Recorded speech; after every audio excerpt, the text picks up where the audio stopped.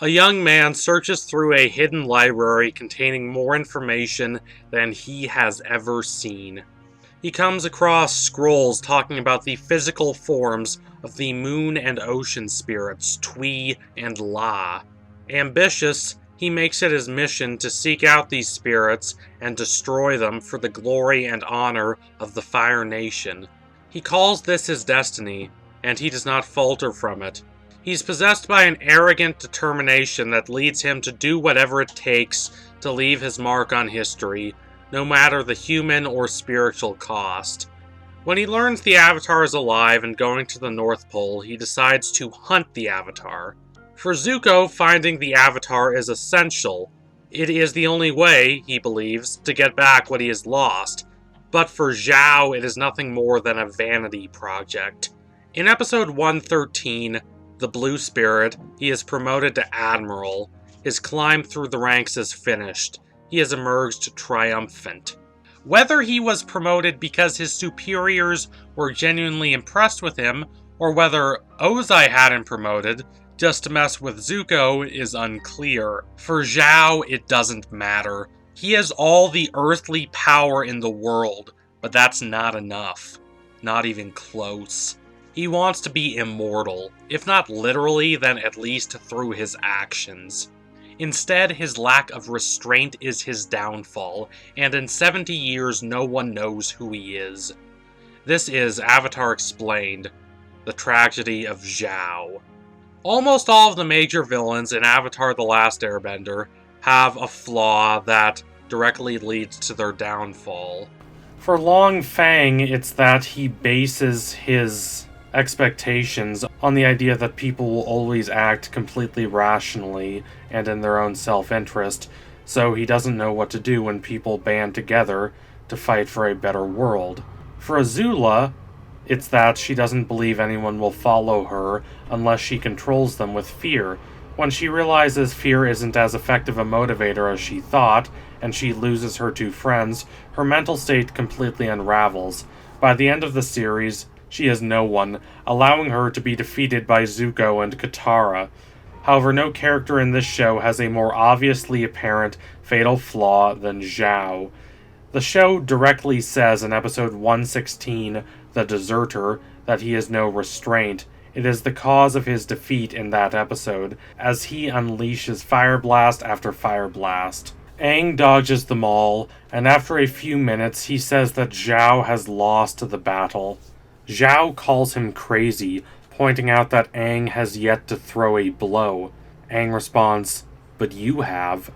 Zhao sees that his reckless fire blasting has set all his ships on fire. However, what's more important is that it is indicative of Zhao's final defeat. From that lack of restraint emerge his arrogance and megalomania. He does not take no for an answer. Good is never good enough for him. He wants to be historic, and if anyone or anything gets in the way of his hyperinflated opinion of himself, he does everything in his power to take that person or that thing down.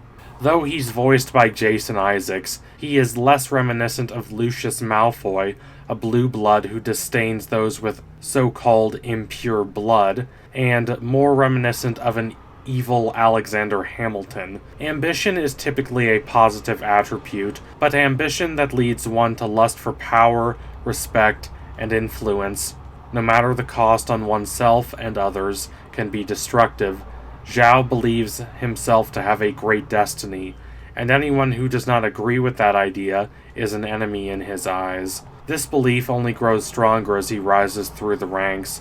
His determination to kill the moon and defeat the Northern Water Tribe only grows stronger. To an outsider, his plan is ridiculous. When Iroh turns against him, Zhao calls him a traitor. But Iroh responds that Zhao is the real traitor, as the Fire Nation needs the moon as much as anyone else. Without the moon, mass devastation will occur. The world will be sent spiraling out of balance, but Zhao doesn't care. He doesn't care about anyone but himself. He has been so consumed by his desire to write his name into the history books that he has lost all grasp on reality. The seeds for this are sown as early as episode 103, the Southern Air Temple, which is the first episode in which we see Zhao. He is so desperate for glory that when he discovers the Avatar is still alive, he drops everything to chase after him, commanding Zuko to stay out of his way. When Zuko refuses, Zhao is so overcome with hatred and disgust that he agrees to fight an Agni Kai with Zuko. This is deeply unnecessary. Zuko is a disgraced 16-year-old banished prince. Zhao is a powerful adult rising through the military ranks. He has nothing to gain by fighting this kid, but he does it anyway because he refuses to suffer what he considers to be disrespect, and he is so determined to triumph over Zuko that he cheats. Zuko has the opportunity to inflict serious damage upon him, but he refuses. Instead of accepting this remarkable act of mercy, Zhao tries to firebend at Zuko when his back is turned. Iroh steps in and prevents Zuko from being hurt, then criticizes Zhao, saying that even in exile, Zuko has more honor than Zhao. This warms the heart of Zuko, who is deeply insecure about his honor. In fact, Zuko is constantly contrasted against Zhao. He is as much Zhao's antagonist as he is Aang's.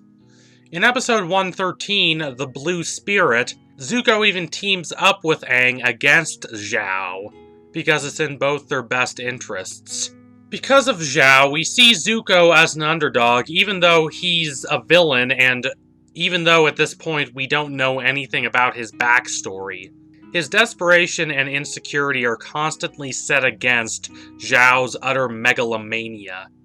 Even though Zuko is still a villain by the end of Season 1, he's a grounded villain. He always has been from the very first episode of the show. Throughout Season 1, he's a villain who's in a position of weakness. He's been beaten and bruised all his life, and all of that abuse has warped him. He yearns for his father's approval, even though his father burned his face, and he genuinely believes that if he just does one thing, capture the Avatar, he will gain his father's approval, which to him is the same thing as his honor. Zhao, however, is constantly portrayed in a position of strength. For the most part, his entire life has been nothing but a series of successes. He never lets himself believe that anything except success is even possible. Because his perception of himself as a powerful, successful person is so core to his self-image, he will do everything in his power to preserve that perception, no matter the cost. Having Zuko, who was burned by his father after refusing to fight an Agni Kai against his father, refuse to burn Zhao, then have Zhao turn around and burn Zuko is such a defining moment for both characters. It's truly great writing. It reveals that there are lines Zuko will not cross. There is at least some light and goodness inside of him. He has at least a spark of mercy. However, Zhao is not like that. There is nothing he will not do. Regardless of the size of the stakes, he will not let himself be bested. It doesn't matter whether his enemy is someone actually important, or just a teenager with no power and no influence. He is determined to have the upper hand at all times. The next time we see him after this is in episode 108, Avatar Roku. He and Zuko are competing to capture the Avatar. Zuko knows where Aang is. Zhao does not, but he has power and cunning. He allows Zuko's boat to pass, and when it does, he follows it. Zuko knows this is Zhao's plan, and he tries to throw Zhao off his trail by taking a smaller boat and leaving the big boat. With the trail of smoke left by the big boat, the smaller boat cannot be seen. This is a good plan, but it is not good enough. Zhao finds the Avatar anyways, and when he does, he gloats. He holds up his victory as a symbol of why he is so much better than Zuko. Smiling, he waits for Aang to come out of hiding so that he can capture him. However, it is not Aang who emerges, it's Roku. Undeterred by Zhao, Roku defeats him, then destroys the temple. If Zhao were capable of self-reflection, he would have learned 2 lessons from this episode. The first is that his earthly ambitions are nothing compared to the spiritual powers at play in this world, and to believe otherwise is complete and utter folly. The other lesson he would have learned is that he has to depend on others.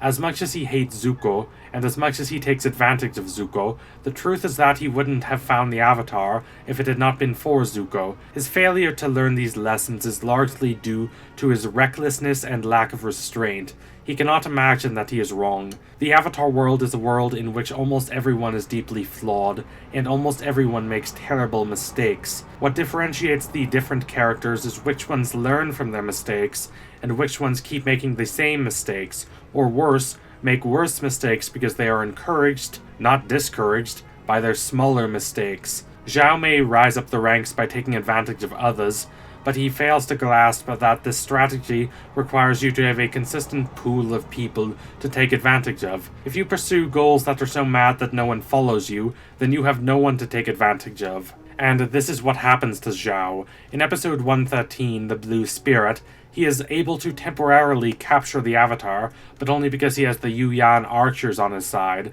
and he only has them because he pilfered them from another post. Zhao may be defeated at the end of Season 1, but he has a significant number of temporary triumphs before that point.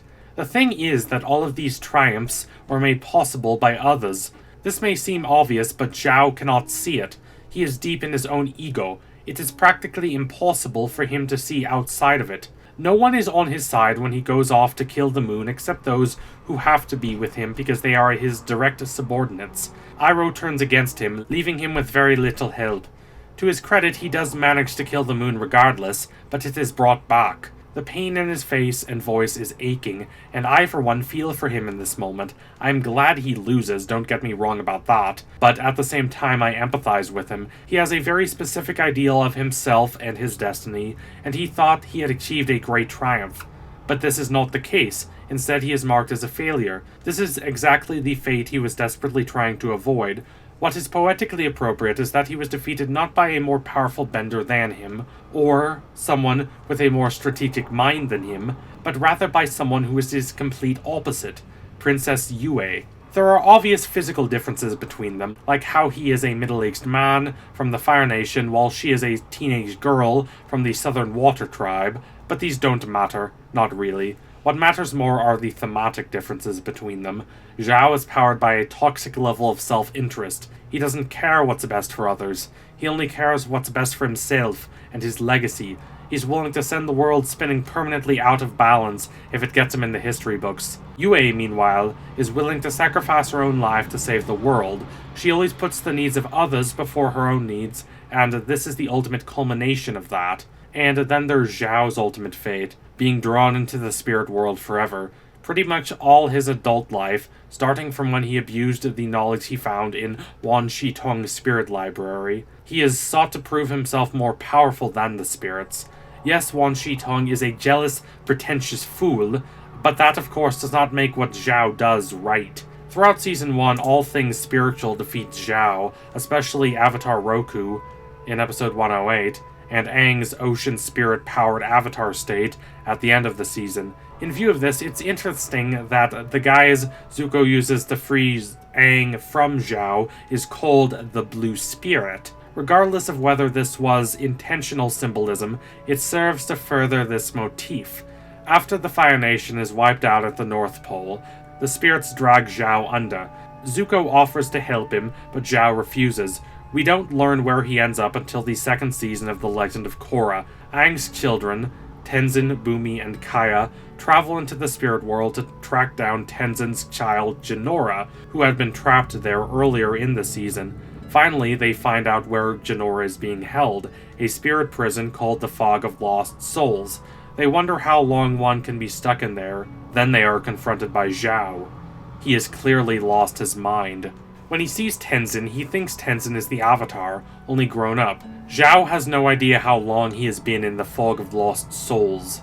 Aang's children eventually manage to escape from him, and all he can do is claim to an audience of no one that he is Zhao the Conqueror, Zhao the Moonslayer. This is not just a cute cameo, it's the tragic ending of Zhao's character arc. When we see Zhao in Avatar The Last Airbender, what is his greatest goal? Is it to capture the Avatar? Is it to achieve fame and glory? I don't think so. Not exactly. His greatest goal is to achieve a place in the history books. Instead, Aang's kids don't know who he is. If this were just Kai and Bumi, it would be unfortunate enough, but it also seems like Tenzin doesn't recognize him. The same Tenzin who knows everything there is to know about the spirit world. The same Tenzin who considers it his mission to uphold every part of Aang's legacy. If Tenzin doesn't recognize him, that must mean he has disappeared from all but the most comprehensive history books of the Fire Nation. No one remembers him. On a certain level, this is understandable. The timeline from the point in which Katara frees Aang from the iceberg to the point in which Aang defeats the Fire Lord at the end of summer is packed with so many important events that it's not surprising Zhao gets lost in the shuffle. Ultimately, he was thwarted, and his actions had little permanent impact on the world. This is a time period in which a war that had been raging for 100 years ended. This is a time period in which the capital city of the Earth Kingdom, Ba Sing Se, was taken by the Fire Nation, only to be retaken several months later. This is a time period in which the Fire Lord was removed from power and replaced with his son. Compared to all that, Zhao is nothing but a blip on the record, and it didn't have to be like that. If Zhao had been willing to accept defeat, he could have retired a wealthy and successful man. But he couldn't show restraint. The sheer determination and resilience that led him to rise through the ranks ultimately became his downfall. He could not look at everything he accomplished and say, "That's enough." Nothing short of killing the moon was good enough for him. And with the help of Aang, the spirits made him pay the price for his arrogance. "You may be a respected man, General Zhao," the spirits might as well have said, "but you are, in the end, only a man." So thank you for watching. If you liked what you saw today, don't forget to like and comment and subscribe. Donate to my Patreon if you can, and you want to see more content like this. Keep watching Avatar. It's a fantastic show with so many great characters. Even the characters who don't get as much respect, like Zhao, are fascinating to look at. And tune in soon for the next Avatar Explained video. I swear it will be coming soon. Thanks again. Adios, comrades.